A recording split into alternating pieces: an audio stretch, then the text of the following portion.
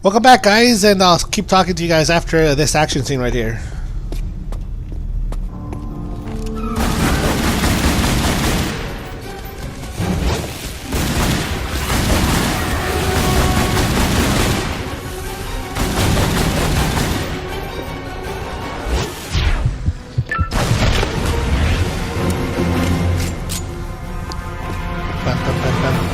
Alright, it's finally over. I just hate talking over the action because it's so loud with the music and the gun blasting. But guys, welcome back. Thank you for giving me your time and watching my playthrough of Tomb Raider Anniversary. And if you guys don't know, my name is Rox, and I hope you guys are enjoying this playthrough. If you guys are, please don't forget to rate and subscribe and leave me a comment if you guys have any suggestions. Now, to start off, let me tell you, when I played this earlier today, I could not figure out this puzzle. It took me forever to do, and I still didn't cheat though. I didn't go online or anything.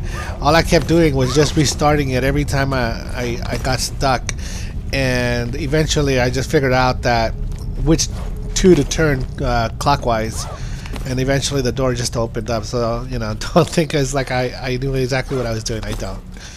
Like I told you guys before, this playthrough is not a blind playthrough. I played the game probably, I don't know, 20 minutes ago or something, because I want to figure out what to do before I start actually recording, because otherwise you guys will be watching me kind of get lost and doing a lot of exploring, and I kind of a lot of lost gameplay, and I didn't want to have that. So I'm also doing these playthroughs for myself because in the future, I don't know if I'm going to have this game, and the last thing I want to do is just kind of keep watching myself get lost and all. Alright, here's the first audio vlog, and I'll see you guys right afterwards. Alright, Toby, why don't you tell us why there are two sphinxes? One in the beginning and a big one here. So originally, when we first spec'd out the Egypt area, it was actually once you put the pieces into the obelisk, the doors open, and it literally just revealed a room that had the Skion in it. But I was really disappointed with the way that the Sphinx had looked. So actually, on one weekend, I came in and built like the largest Sphinx I could possibly build, right? And it was so cool looking. Basically, we just added this. We added it in and turned it into the actual final part of the Egypt area. And part of what I think what I liked about it was the way that you approached it, because it would be very, I guess the obvious thing would be that you approach it from an angle whereby you can sort of see it from the front or see it from below and get a really good sense of the scale of it. But I wanted to actually come up onto it so that you didn't understand what you were standing on, so that you kind of, it took your mind a while as you walked around it to appreciate so what you're actually standing on the back of the Sphinx. So you got that moment would happen when essentially it's hidden from you because of its scale And the fog. Yes, and the fog.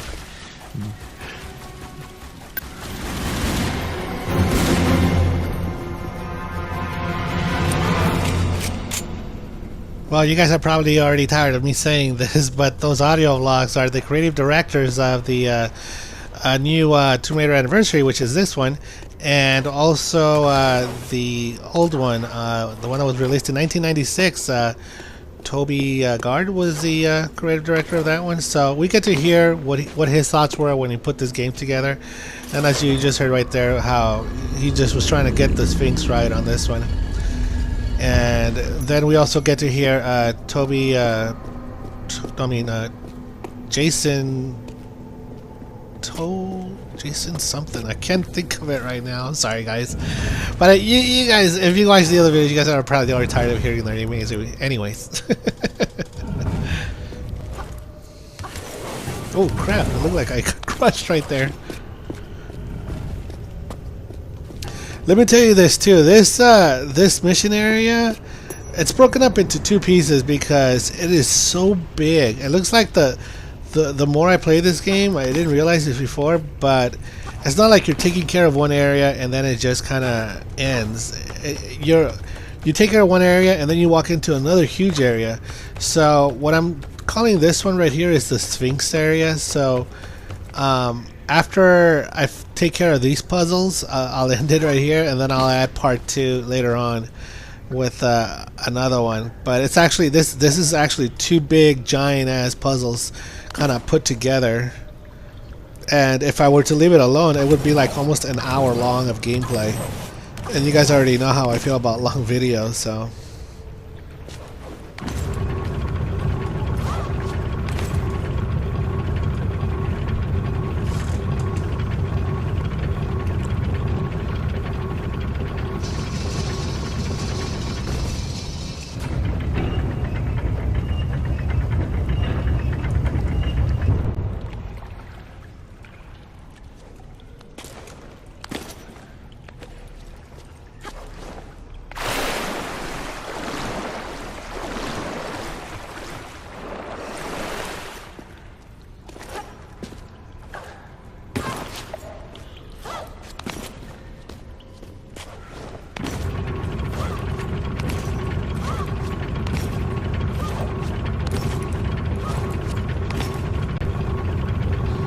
most of these puzzles are easy to figure out. You just need to have a lot of patience, because there'll be a lot of backtracking. If you don't get things right, then you go back and start over from where you last left off.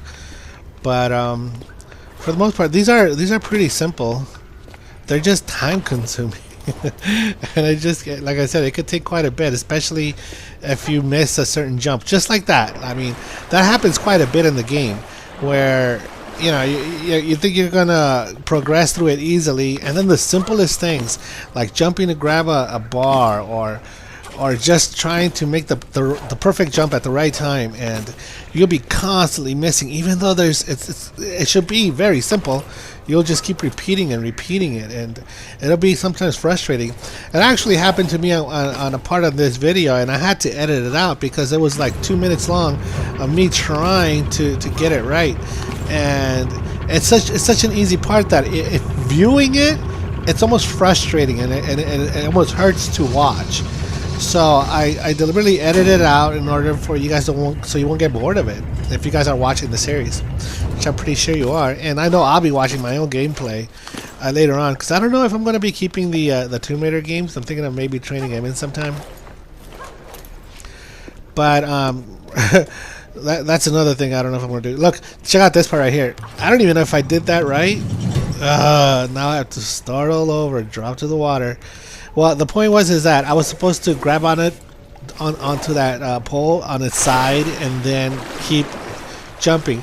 I don't even know if I'm doing it right, but that's just the way I did it. But I hope you guys are having a nice day. For me, it's finally the evening. It's finally the end of the day. I decided to do a commentary on this game. Like I said, the gameplay is already finished. I just got to add the commentary. And for me, today, what is it? Wednesday? Yeah, Wednesday. Tomorrow's Thursday, and one more day, and I get to go see the Men of Steel, which I will get to see. See what I just did right there? That's what I'm talking about. Like, I don't even know if I did it right, but that's how I did it, and it worked. So I'm gonna take it as it is.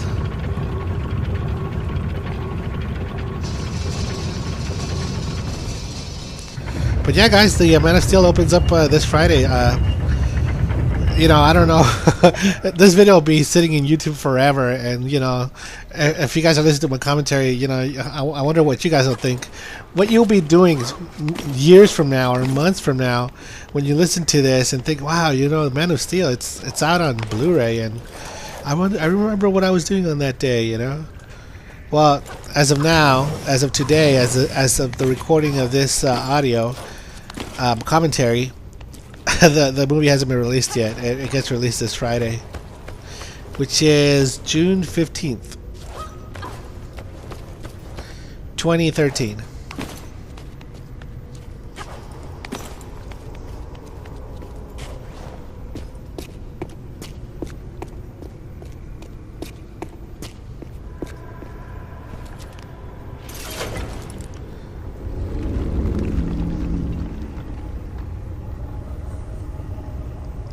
I also found out that this area doesn't have that many audio vlogs from the creative directors. Which, I don't know, I feel like they put a lot of thought into this, but I don't remember the original one. But, you know, I'm surprised that there isn't any crystals here for me to click on. And I think I take the fast way down here. Yep. I do a swan dive.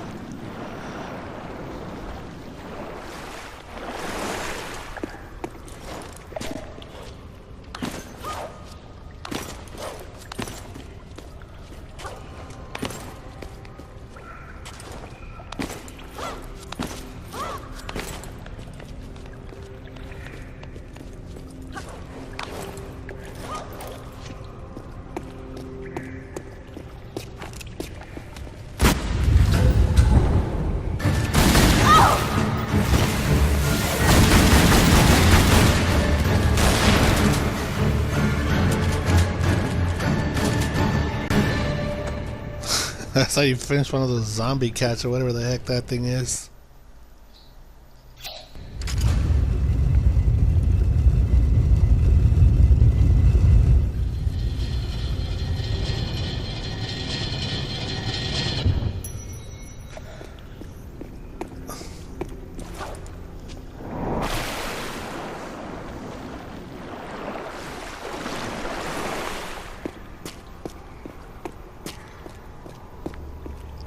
You know, I'll admit to you guys, sometimes when I'm explaining certain things, I get lost in what I'm trying to say, and my explanations will be long, and sometimes the point that I'm trying to make will be kind of get confused. And I'm trying to figure out ways of kind of limiting what I want to say in order for me to get my point across. Like, I forget which video I was talking about in this game, and especially in Tomb Raider, where there's these halls and there's these traps with booby traps. And I'm thinking, why is there so many booby traps where, like, walls are slamming into each other? Or there's spikes? I mean, how did the people that lived here, how did they get past all this? Did they just deactivate it? Is there like a security system that every night they would left, they would activate the security system? It seems kind of weird. And, you know, there was I know there was an area here where there was these panthers that were locked up in a cage and they were alive.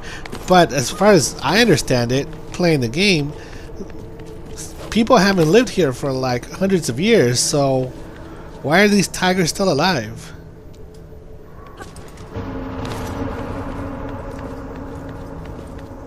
Especially if they're caged. I mean, if they were free, you know, then I'll find it a little bit more believable that somehow these things just got in here and kind of got trapped. But even then, you know, that's a little hard pill to swallow, but still, it's more believable than, you know, having the cat being caged up for like hundreds of years with nothing to eat and the thing's still alive.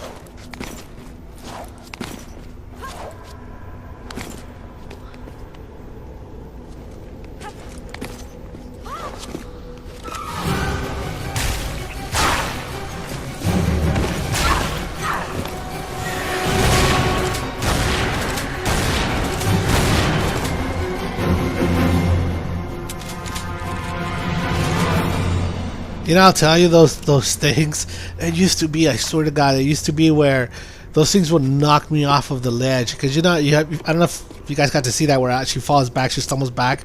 Well, she used to stumble back off the ledge and I used to fall dead. I used to hate this part so much. Now I was trying to be, every time I get to this part, I'm always trying to be careful not to be too close to the edge. But even then, those things will keep hitting me with their fucking fireballs, and next thing you know, I'm like falling to my death. But I'm glad it didn't happen this time, but it's really annoying.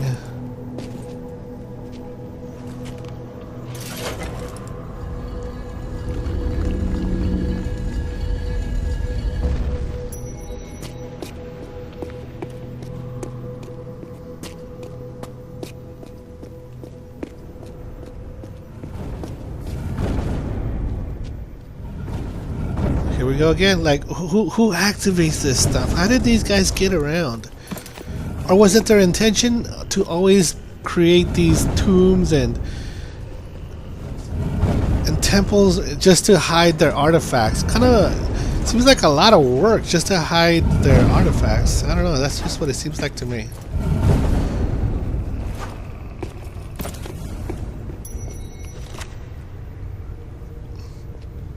And in reality, in real life, do temples really have booby traps? Like, I know it's a fictional thing around stories and movies, so I've but had model this gigantic sphinx. I don't know. I'm trying to turn it into a real level because it hadn't actually been sort of like laid out originally. It was just sort of built as it went along. I ended up just essentially taking a bunch of my test rooms that really pushed Lara's movement to the max. That were basically exploited more interesting combinations of moves and whacked them in as these side rooms around the outside. So it didn't really make an enormous amount of fictional. So after having modelled this gigantic sphinx, I'm trying to turn it into a real level because it hadn't actually been sort of like laid out originally. It was just sort of built as it went along. I ended up just essentially taking a bunch of my test rooms that really pushed Lara's movement to the max. That were basically exploited more interesting combinations of moves and whacked them in as these side rooms around the outside. So it didn't really make an enormous amount of fictional sense, but they were some more interesting sort of movement puzzles. Yeah, and when we went to recreate them, I mean, the original one, essentially, one side was just sort of pushing a block through a wall, and sort of you had to figure out which way to push the block, and then the other room was themed around sort of sliding down and jumping at the right time onto this bridge. Yeah, it was sliding direction. Yeah, which worked really well for Tomb Raider 1, but it's very easy to do in Tomb Raider Anniversary. So we sort of completely changed the rooms and came up with a brand new puzzle involving the obelisks and the light, and sort of themed both the rooms similarly to sort of try to give the area sort of a theme. It's cool. Okay.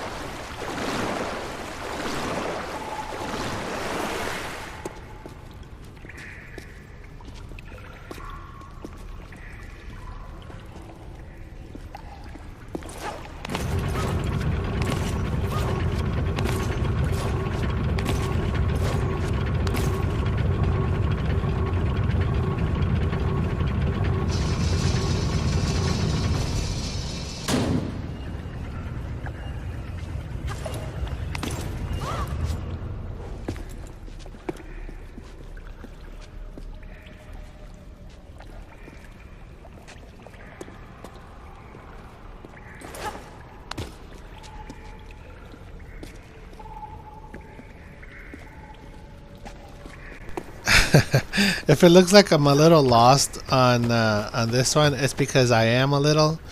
I haven't played this part of the game in such a long time that I don't remember what to do.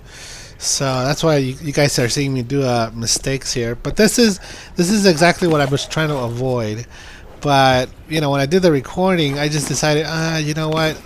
Usually I like to investigate an area first, beat it, and I'm like, okay, I know what I need to do. And then I hit record it, replay the mission, and then, you know, you guys will see a smooth kind of like gameplay. But on this one, I kind of, you know, I was just kind of, especially on the second part, for me, it was just taking way too long. And I tell myself, you know, I'll figure it out when I record it.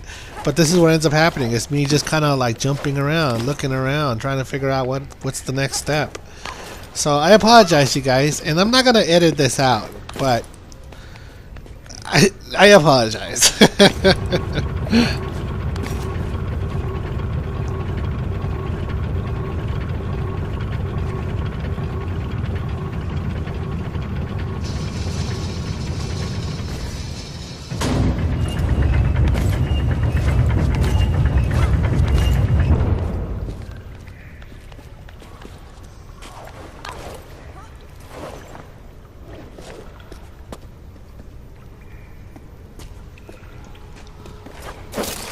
Again with the rope.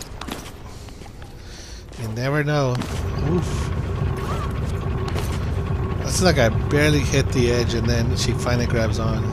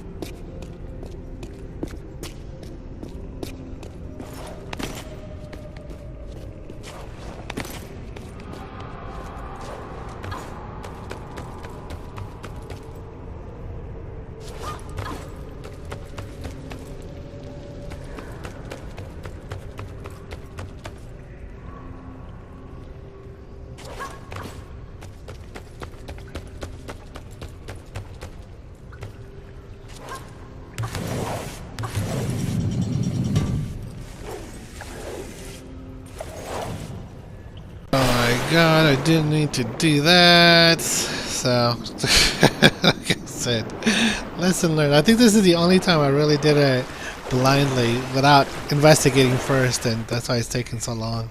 And I'm doing these awful mistakes. So, sorry, you guys.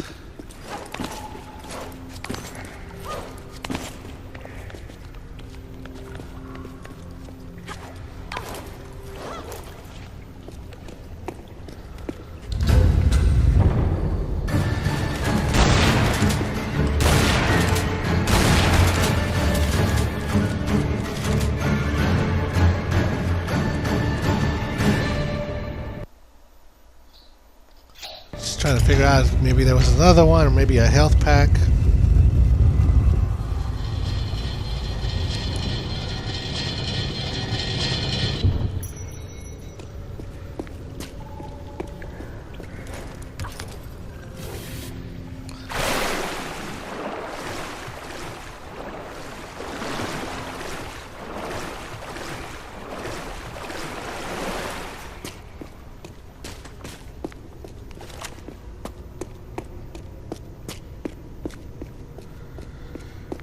I think I have to fight 2 centaurs when I get out there.